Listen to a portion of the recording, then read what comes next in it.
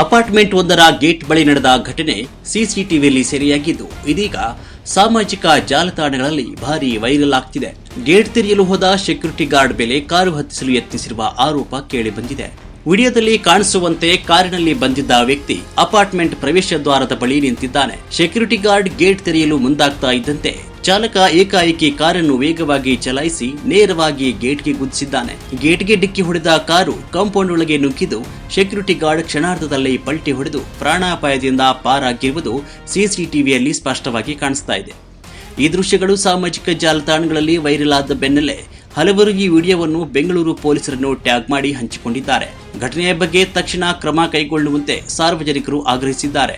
ಇದೀಗ ಬೆಂಗಳೂರು ಪೊಲೀಸರು ವೈರಲ್ ವಿಡಿಯೋವನ್ನು ಗಮನಕ್ಕೆ ತೆಗೆದುಕೊಂಡಿದ್ದು ಘಟನೆ ನಡೆದ ಸ್ಥಳಕ್ಕೆ ಬಗ್ಗೆ ಮಾಹಿತಿ ಕೋರಿದ್ದಾರೆ. ಚಾಲಕ ಯಾರು, ಆ ಕೃತ್ಯ ಉದ್ದೇಶಪೂರ್ವಕವಾಗಿತ್ತಾ ಅಥವಾ ನಿರ್ಲಕ್ಷ್ಯದಿಂದ ಸಂಭವಿಸುತ್ತಾ ಎಂಬ ಪ್ರಶ್ನೆಗಳಿಗೆ ಉತ್ತರ ಹುಡುಕಲು ತನಿಖೆ ಆರಂಭಿಸುವ ಸಾಧ್ಯತೆ ಇದೆ. ಸಿಸಿಟಿವಿಯಲ್ಲಿ ಸೆರೆಯಾದ ಕೆಲವೇ ಕ್ಷಣಗಳ ಈ ಘಟನೆ ನಗರದಲ್ಲಿ ಸೆಕ್ಯೂರಿಟಿ ಸಿಬ್ಬಂದಿಯ ಸುರಕ್ಷತೆ ಕುರಿತು ಮತ್ತೊಮ್ಮೆ ಗಂಭೀರ ಪ್ರಶ್ನೆ ಎಬ್ಬಿಸಿದೆ.